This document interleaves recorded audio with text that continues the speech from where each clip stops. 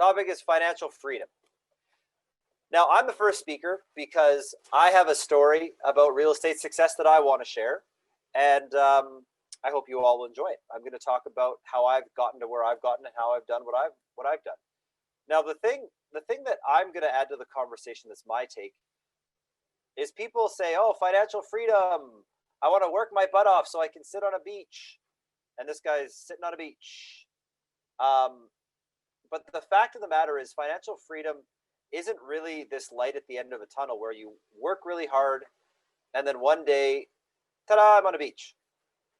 I find it's a lot more like a dimmer switch where every year you add a few more assets or you strengthen your business, and every year your lifestyle changes a little bit. It's an incremental change where step by step, year by year, property by property, you slowly change up your portfolio and you slowly get more time for yourself to do the things you like, or get more time to focus on the kind of things you want to focus on. And that's what a big theme of my talk is going to be about, is that I have built up a real estate portfolio that's going to allow me to do the things that I want to do. And it's opened the next chapter of my career as an entrepreneur and a business person. Then I'm going to talk about that shift. It's also allowed me to do some really cool life experiences at a very young age that I otherwise may not have been able to have. So, but I'm here to share the blueprint. That's what we had in all of our marketing. That's what we had in the newsletter. That's what we had online, is like, what's the blueprint for success? So I'm actually going to share my blueprint. And here's the thing. For me, I'm not about that beach life. I'd get super bored if I was sitting on a beach all day. Like, I like being creative. I like collaborating with other excited and engaged professionals. I like to build, and I don't mean like work with my hands to build a basement suite. I mean, build a business, build systems, build relationships, build this mogul community. I like that stuff. So if I was on the beach, I'd get bored pretty quick. And then I'd probably, I don't know, start buying huts on the beach and renting them out to people. Like, I don't think I could sit still like that. So for me, it's all about the phrase lifestyle by design. And what does that mean? It means creating a lifestyle for yourself where you're really doing pretty much all the time what you want to be doing. And it's a healthy mix. Life's all about balance. So, I mean, sometimes I get to have really fun adventures in nature, go skiing. That's kind of my jam. Sometimes I'm working on entrepreneurial things and flexing my mental muscles and doing something creative and exciting and inspiring. Now, to introduce myself a little bit more, like I'm the leader of the Mogul Realty Group. And on a personal level, love travel, love skiing, love food, and I have a work hard, play hard mentality. I've always been the kind of guy where I will push really hard to accomplish, and then I like to reward myself. And I'm a play hard guy. So I'm not the kind of person that's working for that Ferrari. I'm the kind of person that's working for that epic travel experience or that crazy music festival. Or, I mean, I'm dreaming about COVID being over here, people. But like, I'm an experiences over things kind of person. And so a lot of the journey that I've been on has been celebrating my success with life experiences. On a professional level, you know, I lead one of the top real estate teams in Western Canada. My portfolio is at over 268 doors. It's a mix of multi and resident and single family. I've been in the real estate industry for 15 years, and I've done thousands of deals for Canadian investors as a joint venture partner, as a realtor, and as a buyer myself. So I've been doing real estate for quite a while. And this all looks really impressive at a glance, but keep in mind, I've been at it for 15 years. You know, like, this is not overnight success by any stretch of the imagination. This is something that took a really long time. So let's go back. Let's roll it back to the very beginning. So getting started, I lived in my parents' basement while going to university. This isn't an actual picture of me, although it's close. I just Googled stock photo of living in parents' basement. This is the first one that came up, so I snagged it. So what did I do? I was so good at house hacking that I hacked my parents' house by living there for free. Boom. It's not embarrassing to live at your parents' house if you're stacking cash and saving and saving and saving. So while I was in university, lived at my parents' house, worked part-time jobs, nerded out hard, got a lot of scholarships. And did I end with student debt? No. I ended with a pretty decent little chunk of change.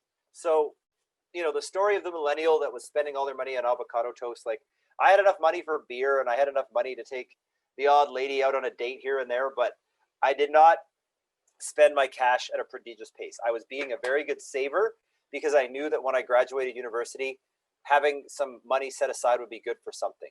So, what's step one for all you youngsters living out there, or people, like, figure out how to save money. And this isn't a financial habits seminar, but my good friend Sean Maslick, who some of you may know, he talks a lot about this kind of stuff. Figure out how to have a dedicated program that lasts for a duration of time where you're saving money, because it adds up. Every little bit counts. For me, it was like in high school, save money, save money, save money. In university, I was in university for 4 years.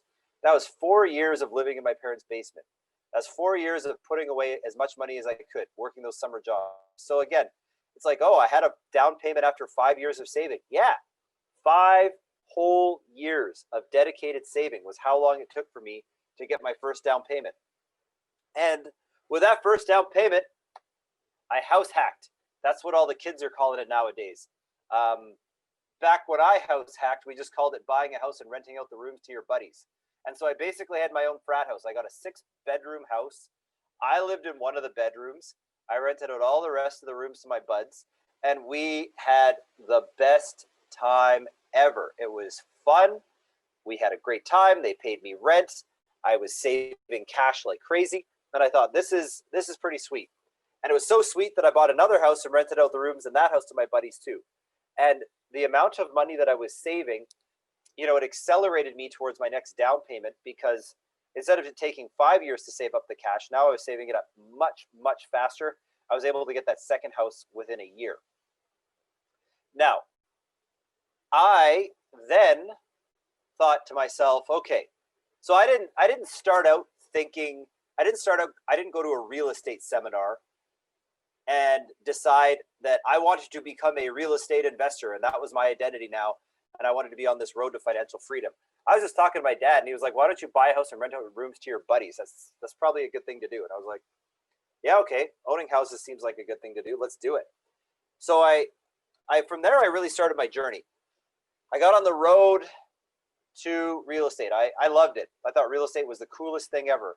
I read all the books. When I got into real estate, podcasts hadn't been invented yet. YouTube hadn't been invented yet. Facebook hadn't been invented yet. So I had to read like books, like actual books, like with paper. And anybody who would pay attention to 22-year-old me, because I was so excited about real estate, I'd say, I just talked their ear off. And it was just the simple act of networking. People would say, oh, you should talk to Jim. He's into real estate. Oh, you talk to so-and-so, they're into real estate. And, that's one of the things that I would say was part of my blueprint, is just like, make conversations a real estate conversation and talk to as many people as you can. Have as many coffees as you can. Have as many chit chats as you can. Get as many inspiring stories as you can. And if the person you're talking to doesn't know the answers, they probably know somebody who does. And it's just like, you just kind of play this game of leapfrog where you talk to one person and then the next and the next. That led me to this place called RAIN, the Real Estate Investment Network, which I'm sure a heck of a lot of you have heard of. So I got into it. I joined the Real Estate Investment Network, and I learned about this concept called joint venturing. And without getting into too much detail, joint venturing is basically what you do, according to RAIN, if you have no money but a whole lot of gumption and you want to do deals and you try to convince people to invest with you. So it's like a 50-50 thing. One person puts in all the money for the deal and they get 50% of the profit. The other person does all of the work, or they're the managing partner, working partner. I think back then RAIN called it the expert partner. That person gets 50% of the profit. I thought, well, shoot, I can do this. So here's a picture of me from those days. This is 23-year-old me. I wanted people to take me seriously, so I made it my thing to have a goody-goody haircut, always be clean-shaven, wear a suit everywhere I went. I figured this was my ticket to being taken seriously by the grown-ups. I'm not even kidding right now, like legit. And so every time I went to RAIN, every time I went to a coffee meeting, every time I did anything businessy at all, I showed up looking like I meant business. And you know what happened? I got shut down over 30 consecutive times by people that did not want to do a joint venture with me. Nobody wanted to do business with me. Why? Because I was a kid in a suit. So, that's the next piece of my blueprint is be super persistent. Get used to a lot of no's. And I'll tell you, this is kind of one of my tips in my little blueprint here is I told people, hey, this was my in to get people to even pay attention to me. Is I said, I'm doing this new business venture and I would love your feedback on it. I think you're a smart person. I value your opinion. And I'd love it if you could just take a look at my business plan and give me any feedback that you have. Okay, why did that work so effectively? Because now instead of getting pitched on a deal, these people were helping this nice young man in a suit by giving them their wise sage feedback. And I'll tell you, and I mean, I'm a sucker for this too. If somebody in their 20s comes and gives me a whole bunch of compliments and tells me I'm smart and wants my feedback on something, I give them an hour of my time too. So it worked like a charm. And I was able to have all of these meetings with all of these, quote unquote adults about real estate. And they would hear me out. And every single time I'd run my business plan by them, they in fact would give me feedback. And I refined my presentation and got better at it and better at it and better at it. And, it's that old school, like, don't give up. I didn't give up. Honestly, 30 plus people.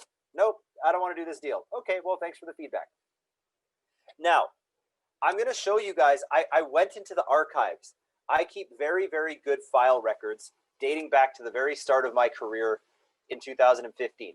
And so here is, I took a screenshot here. This is my very first joint venture package that I took to the Rain Quick Start weekend. So you can see, this is in Microsoft Word. I didn't know how to do any graphic design. My fancy graphic design is this horizontal line here. I thought I really, jazzed this thing up by having a horizontal line and bold text with the indentation. I was patting myself on the back for that. That was like 24-year-old me being like, this indent is off the hook. People are going to think I'm so professional because I've got an indent. So I had my cover letter, why invest in rental property. I mean, I look at this now and I'm like, I can see how rudimentary this is compared to the type of joint venture presentations we use today. Outline of the partnership. Here's what the project manager does. That was me. Here's what the investor does. Here's how we purchase. There's the ownership strategy, exit strategy, summary. Financial pro forma. Here's the basic numbers of what the cash flow is going to look like. So, I mean, honest to goodness, this guy right here was running around at RAIN conferences with this printed and stapled, just yammering away at anybody who would possibly give me the time of day to give them a presentation about why they should do a deal with me. And eventually somebody said yes, and I did my first joint venture. And they were so happy that they referred me to their friend who then did a joint venture with me. And then the ball really got rolling. So the first one is always the toughest. You always hear that. The first one's the toughest because you got to prove to yourself you can do it. You got to prove to everybody else you can do it. And so once that happened, this is my next tip on my blueprint, is that I did everything I could to grab the spotlight. Grab the spotlight. Nowadays, you can create your own spotlight because of social media, Instagram, Facebook Live stories, Facebook stories, Facebook Live, Instagram stories, etc., etc., etc. Back then, this is me in 2010 speaking on the RAIN stage for the very first time. I was so nervous, I thought I was going to have a heart attack. There's like 150 people in the audience. This is my little PowerPoint presentation on why I think basement suited houses are such a great investment. But I knew that the more eyes that were on me, the more likely it was that people were going to want to talk to me about real estate. So I was like tugging on Don Campbell's, suit and bugging Russell Westcott and nudging Patrick Francie saying, hey, can I do another presentation? Hey, can I introduce at a meeting? Hey, can I do this? Every chance I got to get in that spotlight, everywhere, anytime, I took it. I took it. I wanted people to look at me and think about real estate investing. I wanted to tell my story as much as I possibly could. That was blueprint piece number 2. So if you guys were around RAIN in that 2010 to 2015 period, you probably saw me speak like every 2 to 3 months in Edmonton, Calgary, Vancouver, every chance I got, because I wanted people to look at me and think real estate. And then I grew the portfolio. My one monopoly house turned into many, and pretty soon I was ready to take the next step. So in 2012, that's when it was game time, and I jumped to multifamily.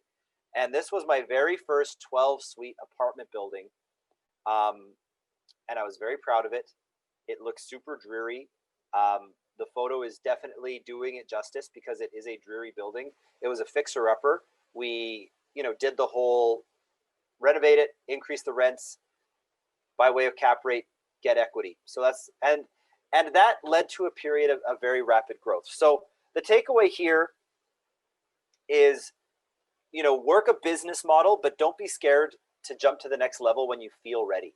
So some people say, oh, should I go to multifamily right away? I didn't. I plucked around in single family for 7 years before I had the courage and confidence to move into multifamily. And I'll tell you, same thing. Once we bought that first building, it was the perfect storm because I bought my first apartment building. I had spent, 3 years at that point, taking every opportunity I could to get into the spotlight. And even though at this point, we're 8 years into the story, it seemed like I instantly looked like an overnight success. I had this meteoric rise, and that entered a period of rapid growth between mid 2012 and late 2014. In that 2.5 year period, my business partner and I acquired 12 apartment buildings for a total of 215 doors. We raised $3.5 million from 13 different partners. And 2 years in a row, I won the REIN Multifamily Investor of the Year Award. 2 years in a row, I won the REIN Player of the Year Award.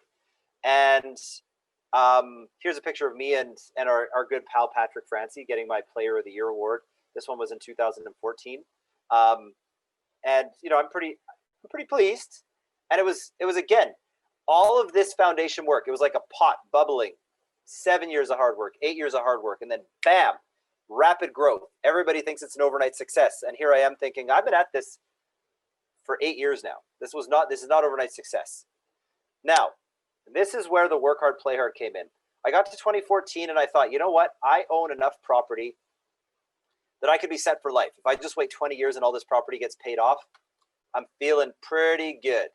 So at that point, I read the 4-Hour Work Week, and I got the idea from that book of what they call a mini retirement. So, in that book, Tim Ferriss says, don't save it till the end. Sprinkle retirements through your entire life. Celebrate major success milestones. So I said, sure, why not? That sounds like a great idea. So I put my portfolio into a holding pattern. I got my property management on the go, and I rented a condo at the base of the mountain in Whistler and spent 6 months being a ski bum. And this is the selfie that I took my very first day in Whistler. You can see the Blackcomb Mountain in the reflection of my goggles. And, I spent kind of 5 years planning my next move. 5 months planning my next move. So, that's kind of my next takeaway is this is the dimmer switch. It's not an aggressive grind to a finish line and then you stop and then life ends and you are now this bump on a log on a beach. Work hard at something, enjoy the success from it. That's my philosophy here. From there, I got back, and it's all about selective growth.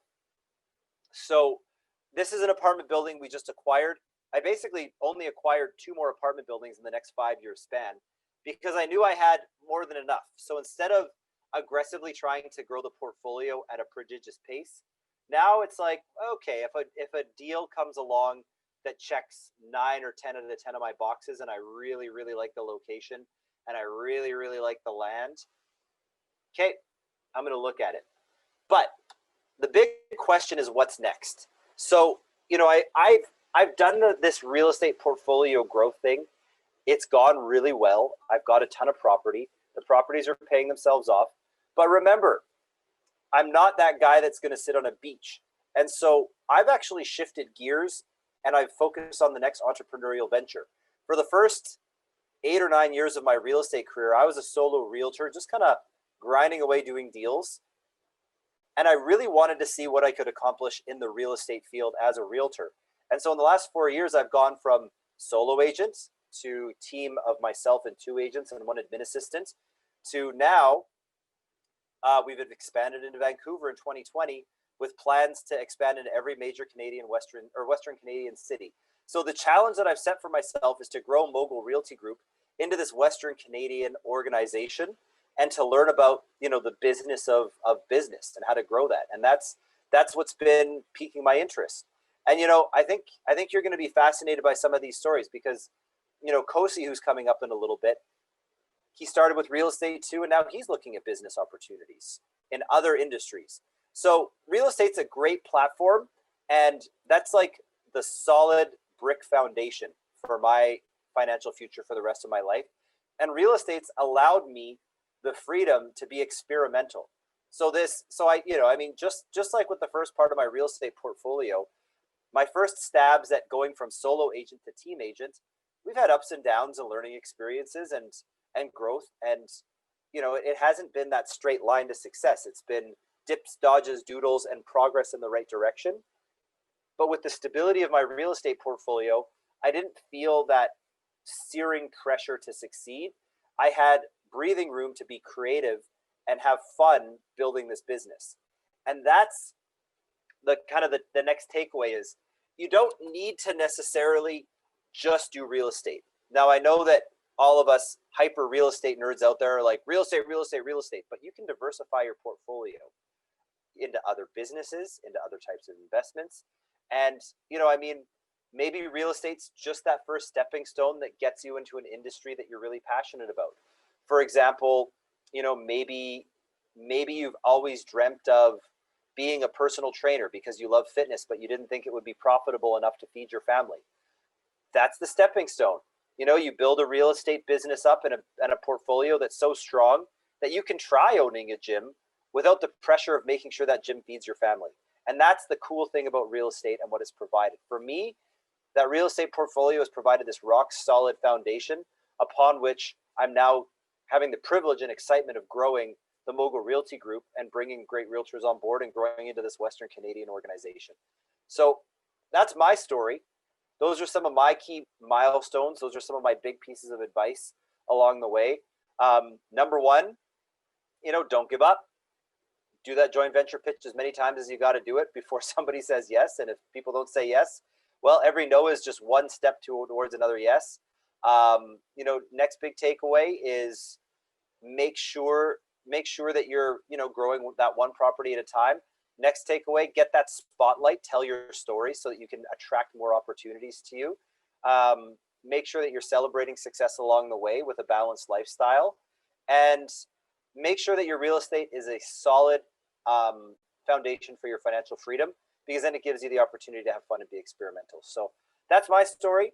I am really just the first of a series of 4 incredible speakers with 4 incredible stories that I'm really excited for you guys to get to enjoy. So with that, I will re-invite our wonderful MC, Rebecca, on to introduce our next speaker. Thanks, everybody.